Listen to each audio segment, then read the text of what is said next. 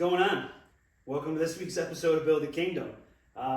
There's a lot going on. We've got projects overlapping, things we got to do to get moving towards race season. So, we aren't going to stop working on the BadMobile, but we've got some things we got to do to this so that I can move it over to that bay where we had Ryan's car that we worked on last week. Ryan picked his car up. He was super happy with everything that came out of it. And I'm sure you will see that car again, most likely on my GoPro footage as I pass him on the racetrack. I'm just kidding, Ryan, but I'm not. I'm totally going to pass you on the racetrack.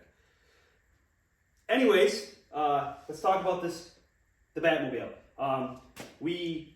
Last time we worked on this, we were mocking up the front bumper stuff with cardboard. I now need to transfer all of that to steel. I have steel. For that, I need to go retrieve it from my father's house, get it up here, and start hacking and cutting up pieces. For that, I gave my buddy the measurements to make the rockers and the door patches.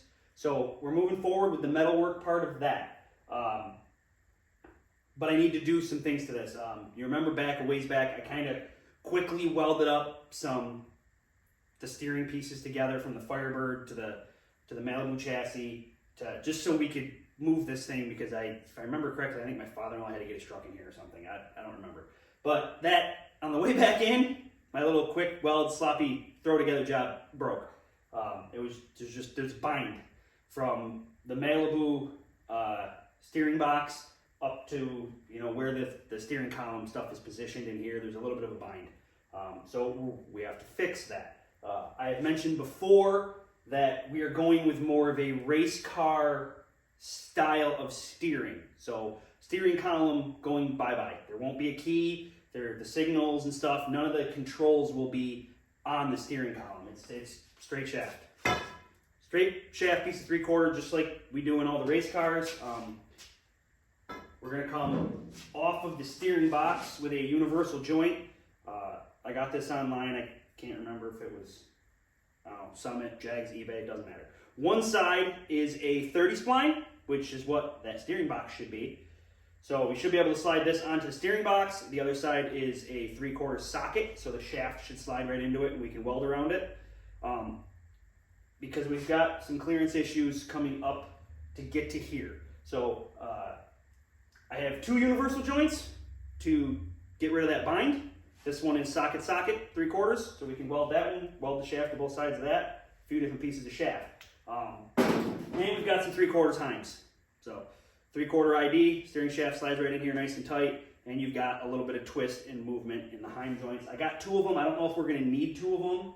I have a feeling that I'm going to have to put one mid-range someplace just to get that bind out.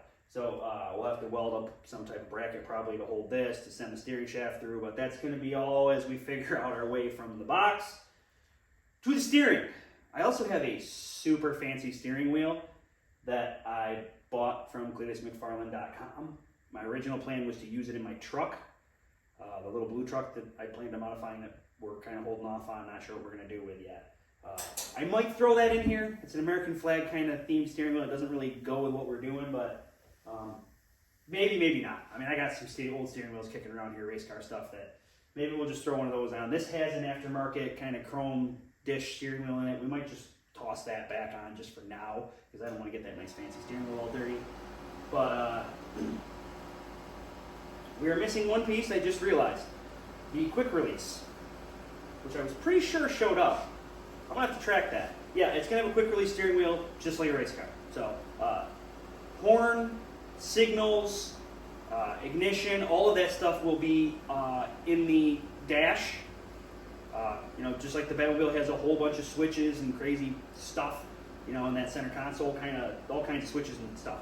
So I think I mentioned it before, they make kits for UTVs, for signals and horn and all of that stuff. So we will probably buy something like that, depending on which kits I come across, and put all that stuff in the dash. So there'll be all kinds of horns and dials and doodads and stuff. You'll have to a code, flip the switches, turn, flip, not to get the thing to start. So it'd be really hard to steal. Plus it won't have a steering wheel. I would probably just take that with me instead of taking my keys. Which to me is kind of cool, right? It's kind of neat. You have push button start and big old kill switch, battery kill switch like we have in race cars. All kinds of fun stuff. We're a long ways from that though. So, in this episode, my goal is to get this thing steering under its own power and get the race car in here. Because we have a race coming up on March 16th down in Pittsburgh, Pennsylvania. It's the very first, season opener for the SCDRA Northeast. Big racetrack. We're going to be doing over 100 miles an hour. I'm looking forward to it. It's going to be nice to get back in the seat. That is, that's, for a lot of us race car drivers, that is our happy place. It's our peace. I know it sounds absolutely chaotic, but that's where I am most at peace. So I'm looking forward to getting in there, getting back in the seat, and getting back out there with the guys and having some fun. For you Cobalt Crew fans, 3 of us, all 4 of us will be there, but 3 of us will be racing. Don's not bringing his car. But me, Andy, and Kurt, as of right now, all plan on taking our cars. So 3 out of 4 cars will be there. Donnie will be there, so if you have questions, want to talk to him, he'll be there in the pits with us, and we'll all be there. So I have done nothing to my car, so I need to get my car in here. I got to swap out the transmission. I got to go through all my tires and make sure I have the right size. I'm going to need a few different sizes because I got to figure out where we want our RPM range and whatnot. But I lost my train of thought. We got off topic there. We were talking about the BadMobile. I got sidetracked. Steering on this. You got any steering in this? I did mention before that I was thinking about maybe putting a steering quickener in this, a 2-to-1. We're not going to do that right now. That setup is a couple $100. There's plenty of room under the dash for it, so I'm not worried about it. I can always add it later. It's a pretty simple setup. So I want to get this main shaft in here so that we can steer this thing, turn it, get it out of the garage into the driveway, and get it pulled back into the side that you're currently sitting on. In this episode, steering. Another thing that I want to address is my exhaust manifolds. I mentioned before that I purchased some F-body manifolds. I did. The guy never shipped them. We went back and forth for a couple of weeks. He apologized for not shipping them and then didn't ship them. He ended up refunding my money. I had to go to PayPal and not the point. I didn't get them. So, and I'm having a hard time finding another set. I know F-body had exhaust manifolds would fit this application, but I don't have a set. So I bought the cheapest set on eBay. So we're going to see if these will work. I think they were like $118 or something like that. I'd have to look it up, but you're currently on my phone right now, so I can't look it up. But they're the cheapest. They're the cheapest exhaust manifolds you can buy on eBay. But they're supposedly supposed to fit, like a Monte Carlo Camaro. It's supposed to be tight, and they're supposed to fit. They're okay.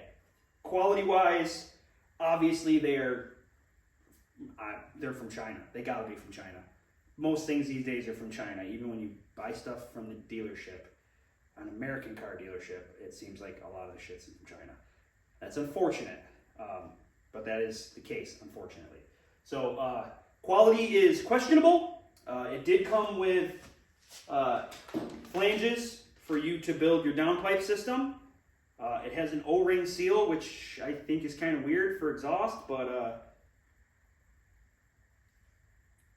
I know machinists, or I could flip this over and put a flat gasket in it too if I had to, a flat graphite gasket. I can make my own gaskets, but it did come with them. They seem to be a halfway decent machine piece.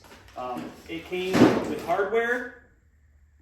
We're not using that. One thing I've noticed over the years, buying exhaust parts that come from China, is the hardware is usually absolute dog shit. Just, you'll screw it in and it'll be like loose. I don't know, the tolerances are too high, I don't know, but literally everything, even the headers that I use on the race cars, the cheap eBay headers for the Cobalts, the Ecotechs, the header's nice, hardware's dog shit. It comes loose, it doesn't stay, it's crap. So I did buy some better exhaust manifold bolts. So that's that. Some of the studs I just threw were probably for here, but I'll just get bolts. Okay, so that's that. The gaskets that came with it are mediocre at best. Okay, so I may or may not use those because it's not too hard to swap out exhaust manifold gaskets down the road if you have to. So we might try to use those gaskets, maybe. So that's that. I'd like to try to test fit these so that you know and I know if they fit, if they're going to clear our frame rails, and if these are going to work. So that's where we're going in this episode. We're going to try to get the steering in the car. We're going to check and see if these things fit. Fingers crossed, because these might be for sale if you guys are doing an LS swap on something that has more clearance than this. So we're going to find out. I don't have high hopes. I should be better about it. I have high hopes. These are going to fit. Yep. Positive thinking is very powerful. Positive thinking. These are going to work. Yeah, that's what we're doing. That's exactly what we're doing. All right, so the intro to this video was actually taped well over a week ago. Because I did plan on giving you guys a video last week, but I couldn't. I got dressed to come out here, but there was too much going on inside my house that needed to be dealt with. So I decided to take a minute to talk about that, I guess. A lot of what I do out here, tinkering, working in the garage, keeping my hands moving, keeping myself busy, is how I deal with depression and anxiety. A lot of us deal with this. A lot of friends, family that I know deal with this. My wife deals with this. And I'm not going to get into specifics on what's happening here, but life can be hard. Mental illness is probably the largest thing affecting this country, and probably a lot of countries all over the world. And there's a lot of factors that feed into that. Obviously, the shit we've gone through over the past, few years, with the pandemic and different things that I'm sure you all know, I have to be careful what I say, which is a terrible thing. I shouldn't have to, but they will just not show you in this video if I talk about certain stuff. So those things definitely affect mental health. On top of that, in this country, we have our food. What you eat does affect your mental health. So I am currently trying to be better about that. And I can tell you, if you go down that rabbit hole, you will definitely not be happy when you find out about our food. Basically, most of the stuff you buy at the store has poison in it. to put it simply. If you flip the back of the package over and try to read the ingredients and you can't pronounce 90% of the things that are on that list, don't buy it. Plain and simple. There's a lot of stuff that, for some reason, they are allowed to put in our food here that is banned in other countries. And I'm going to leave it at that. Just keep it simple for you. If you want to go down that rabbit hole, YouTube has plenty of stuff you can look up. And then there's all the other stuff, TikTok and whatnot. So I want to talk about mental health a little bit. There are lots of tools available. Your phone is a tool, and if you use it properly and you search the right things, you can find help online. Some of it costs money, some of it's free. Basic breathing techniques and stuff just to help you with anxiety. That stuff's there. You just have to go find it. And then there's always therapy. I've been to a therapist before, a couple different ones actually. There's nothing wrong with that. Okay, I know some people don't want to do it because it makes them feel weak, or they don't want to be on medication. Those are choices, yes, but there's nothing wrong with going to therapy. And just because you go to a therapist doesn't mean they're going to put you on medication. Now, that being said, some of us probably do need some help. Maybe a little bit of medication will help.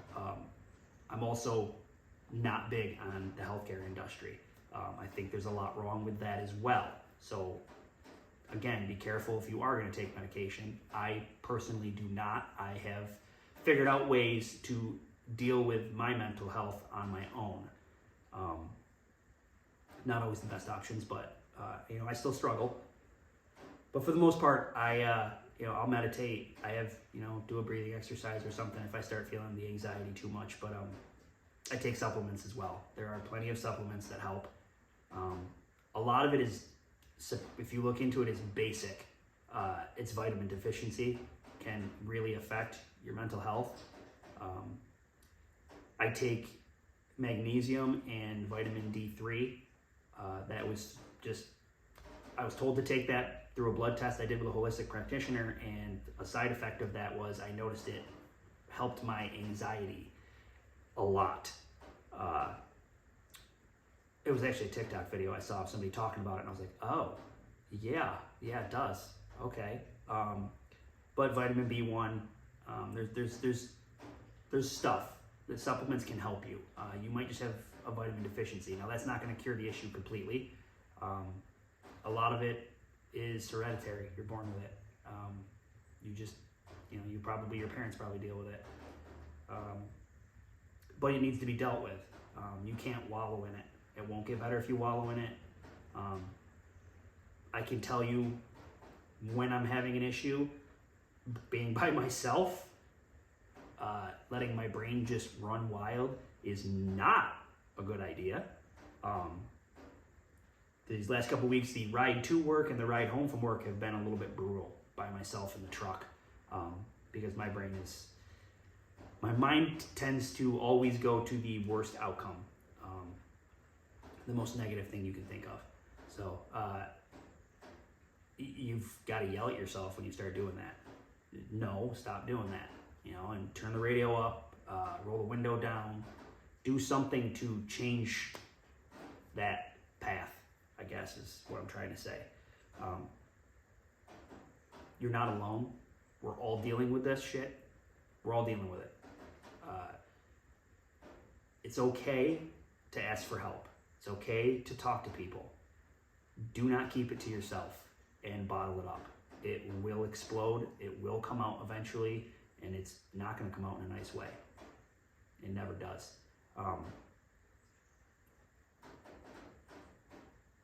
Talk to somebody. Therapy helps. I went to therapy. I said that, and one of the main things I got from that is they basically give you a different perspective, a different way to look at things, a different understanding, and it helps. It does. So I guess that's all I'm trying to say. We're all struggling. We're all having a rough time. Last week's video didn't come out because I was in a spot that I needed to deal with, and being out here wasn't the right medicine for that.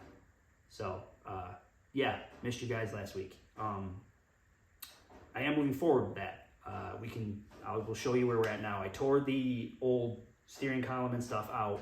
I'm basically just trying to get a quick steering setup in the car because I need to move it and get the race car in here, which we talked about in the intro.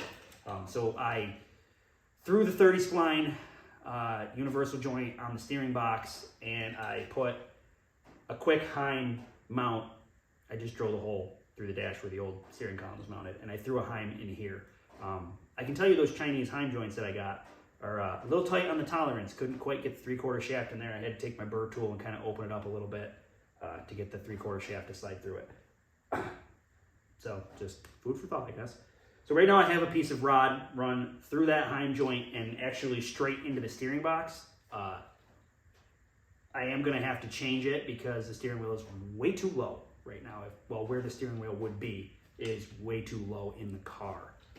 I threw a seat in here. It's actually for the Beetle. I just threw it in there because I was trying to see how bad it was. yeah, it's not going to work. That seat's actually too high as well. So I bought a set of seats out of a Civic. I don't have them here yet. I'm hoping they work because this seat's sitting right on the floor out of a Scion TC, and it's not going to work. I'm going to have to do some modifications to get the seat lower. So that's a problem. But we will deal with that when we get there. Right now, I'm just trying to get it to turn. Get the steering wheel on here so that we can turn this thing and move it over to the bay that you're currently sitting in. So, yeah, I'll grab the phone and show you what we're working with. All right, so as you can see, Heim joint right through the location where the stock steering column was bolted to. The shaft is in there, and then it runs straight down into the steering box. As you can see, we have significantly better clearance now with this setup than we had with the stock setup. So nothing's welded, the shaft's just sitting here. It looks like we're gonna be okay here. Under the dash, I'm probably gonna have to put another universal joint in to pitch it up so that the steering wheel is not on my legs, which is not that big of a deal. There's plenty of room under that dash. We discussed possibly putting the steering quickener in it anyway, so it was gonna need modification down the road. The stock shaft was like sitting right on this control arm, and now we have quite a bit of clearance here, so I'm not too worried about that. So basically, I am probably just going to weld a little bit on here, not go crazy, but weld some on here so that we've got a good grip in this. And then on the other end, I'm gonna have to, as much as I don't want to, I'm gonna have to weld the hub on that the quick release goes on so that we can put a steering wheel on and make this thing turn for now, just so I can move it around. So that's where we're at. I can make it, those couple of things there, a little bit of welding, and this thing should steer and turn and move around just fine for now. And then when we go to actually start dealing with the interior and stuff like that, I will have to modify the mount setup in there. The steering wheel was, from this point, the bottom of the steering wheel was 16 inches out, which is a fair amount. I was, and there's some flex there that I don't really care for. So when I redo this, I may have to make some type of mount that comes out further and put the Heim joint out here a little bit further to take that little bit of flex out of there. I mean, it's not terrible, but 16 inches is like right here someplace. I don't know. Yeah, we don't want to go too crazy with, we don't want too much flex in that. That's all your feedback coming from down from front wheels, and some's good, but we don't want too much there. And I put steering quickener in here. I will have to try to fit it down in there someplace probably, which means making some type of mount. And, I should probably order that thing and get it here so I can figure out how to do that part. And then obviously there's going to have to be a universal joint somewhere. You can see this Heim, if you look at it up close, is actually tipped down quite a bit compared to the angle that it is here. If we brought this up so that this was flush and in the center, the steering wheel would probably be fine. The location way out this far away would actually probably be where it's supposed to be. But that would, like I said, involve putting a universal joint somewhere down there so that we can tip it up. Plus, I would probably have to add another Heim or some type of mount so that it doesn't wobble. But again, if I put the steering quickener in there, that's mounted solid, so that would take care of a separate mount or another Heim joint. So yeah, that's where we're at. I'm gonna do some welding down there to the universal joint that's on the steering box, and then I gotta go grab the hub from in the house, the quick release hub I got, which I actually want to show you guys because it's from a company I haven't used before, and it's actually pretty nice. So let me go grab that, and I'll get that out here and show you guys. All right, so this is the quick release hub that I got. It's from Carl's Custom Parts. It is a flange style quick release with a splined hub. Let's see if I can get this here. With a spline. I prefer, personally, the spline over the hex. There's not as much play here on your steering wheel. Especially in a race car, I want to feel everything. I don't want any play in my steering. I want all the feedback I can get from the car. Even that being said, I've bought a lot of different manufacturers of these for my race cars and for the race cars that I've built for other people. I've bought different styles, from different people. I don't know where this came from specifically. Like I said, I bought it from Carl Custom Parts or something like that on eBay. It wasn't super expensive, I don't think. I think it was actually one of the cheaper ones because it's not brand name. I don't know, maybe he's making these himself. I don't know. But I can tell you that here, let me put it back in here. That there is zero side play in this. Like, none. There's no end play. There's no like side to side slop. Like, we'll see after we get it in the car, but I am super impressed with this piece.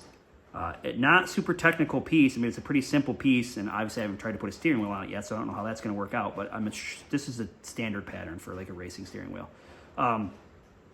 It's tight. Everything seems to be tight. I mean, hopefully he used a good spring, or whoever made it used a good spring, and it lasts a long time. But it's really nice. If you look in there, I don't know if you can see it, there's 2 pins that hold it on this groove right here. So when you slide this back, it releases the pins, it slides in and out. But super nice piece. I'll take a screenshot on my phone of the actual eBay ad so you can see the price and stuff, what I paid for it. And I will post it right after this.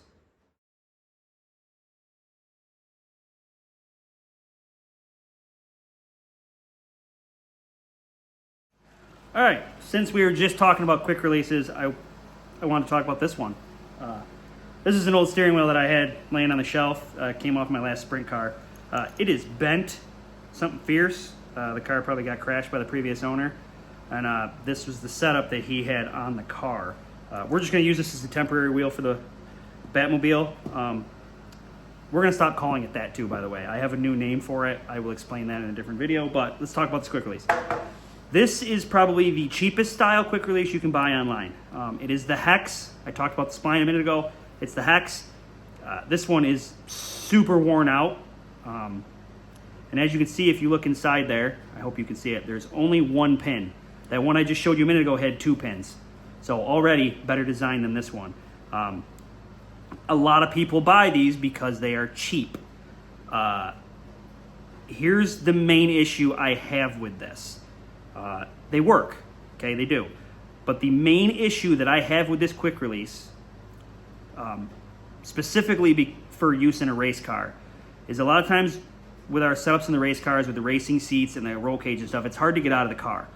And if something happens, if that car catches on fire or whatever, if for whatever reason you need to get out of that car in a hurry, you have to find this button behind that steering wheel while you're strapped in. You got to try to find, behind that steering wheel, you have to try to find this button and push it to pull your steering wheel off.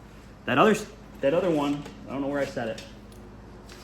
I don't know what I do with it. That other one's got a big flange. You literally grab the steering wheel and you just pull. Boop, comes right off.